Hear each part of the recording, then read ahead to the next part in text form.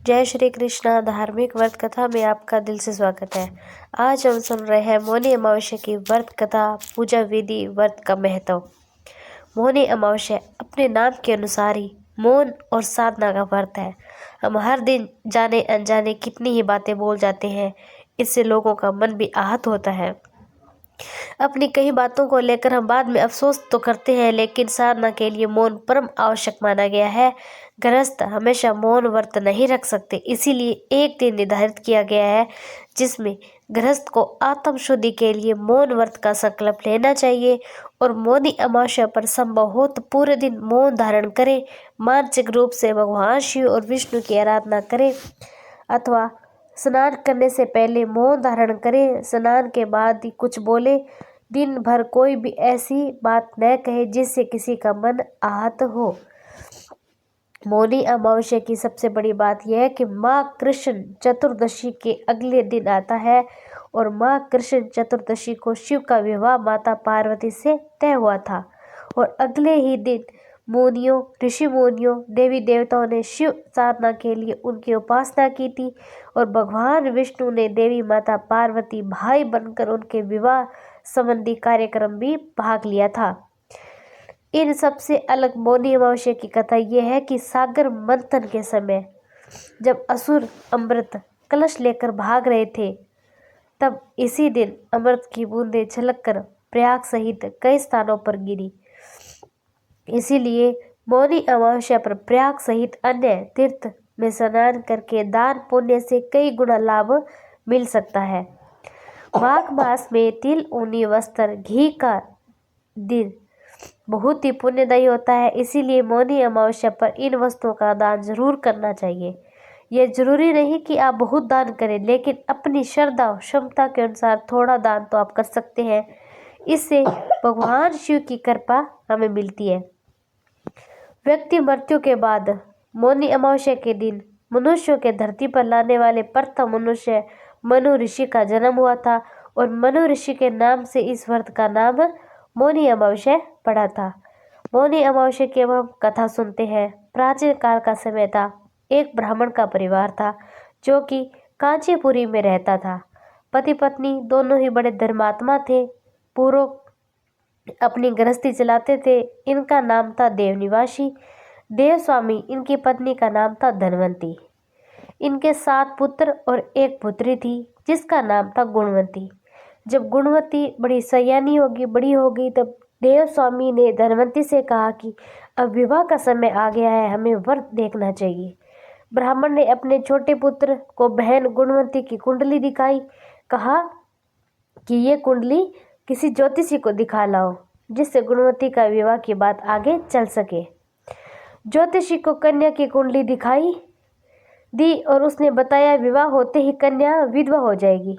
अब ज्योतिषी की यह बात जब ब्राह्मण परिवार को मालूम हुआ तो वह बड़ी दुखी हुई। इसका उपाय भी पूछा। अब ज्योतिषी ने बताया कि हे ब्राह्मण, सिंहल द्वीप में एक पतिव्रता महिला रहती है जिसका नाम है सोमा धोबिन। कन्या की शादी से पहले सोमा आपके घर आकर पूजन करे, अपना आशीर्वाद दे तो ये दोष दूर हो सकता है, अन्यथा नहीं। ब्राह्मण ने अपनी पुत्री गुणवंती को अपने सबसे छोटे पुत्र के साथ सिंहल द्वीप भेज दिया। दोनों भाई बहन सागर किनारे पहुंचकर उसे पार करने के बारे में विचार करने लगे। जब समुद्र को पार करने का कोई रास्ता ही नहीं मिला तो दोनों भूखे प्यासे एक पीपल के वृक्ष के नीचे आराम करने लगे। पेड़ पर घोंसले में एक गिद्ध का परिवार रहता था। उस समय घोंसले में सिर्फ गिद्ध के बच्चे ही थे। वे सुबह भाई बहन की बातों और क्रियाकलाप को देख रहे थे। शाम के समय जब गिद्ध की माता बच्चों के लिए भोजन लेकर घोंसले में आई तो बच्चों ने पेड़ के नीचे लेटे भाई बहन की कहानी माता को सुनाई। उनकी माता यह सुनकर गिद्ध की माता को दोनों भाई बहन पर दया आ गई और बच्चों के कहने के बाद में तुम दोनों अब चिंता मत करो, मैं इन्हें सागर पार करवा दूंगी।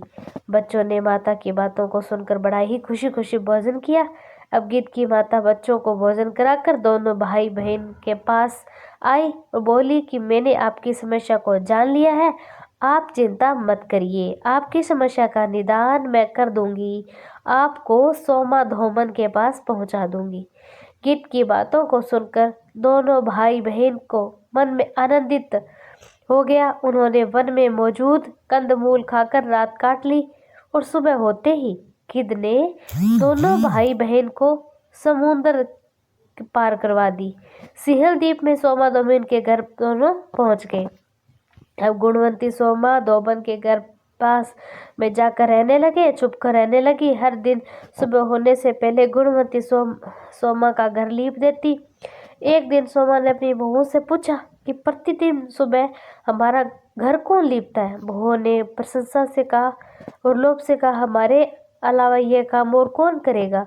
लेकिन सोमा को बहू की चिंता बातों पर भरोसा नहीं था। वह ये जानने के लिए पूरी रात जागती रही, कौन है जो हर दिन सूर्य उदय से पहले घर लीप जाता है। सोमा ने देखा, एक कन्या उसके आंगन में आई, आंगन लीपने लगी। सोमा गुणवंती के पास आई, उसे पूछने लगी, तुम कौन हो और क्यों हर सुबह घर को लीप कर चली जाती हो। गुणवंती ने सब अपना हाल सुना दिया। सोमा से कहा, गुणवंती की बातों को सुनकर सोमा ने कहा, तुम्हारे सुहाग के लिए मैं तुम्हारे साथ चलूंगी। अब सोमा ब्राह्मण के घर आकर पूजा किया, लेकिन विधि का विधान कौन टाल सकता है। गुणवंती का विवाह होते ही उसके पति की मृत्यु तो हो गई। तब सोमा ने अपने सभी पुण्य गुणवंती को दान कर दिए। सोमा के पुण्य से गुणवंती पति जीवित हो गया, लेकिन पुण्यों की कमी से सोमा के पति और बेटे की मृत्यु हो गई।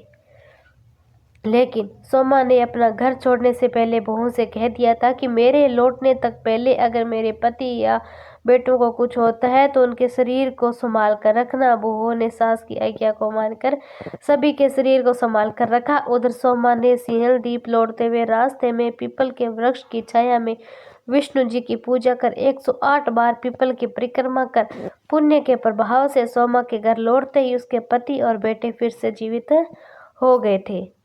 जय श्री कृष्णा। राधे राधे।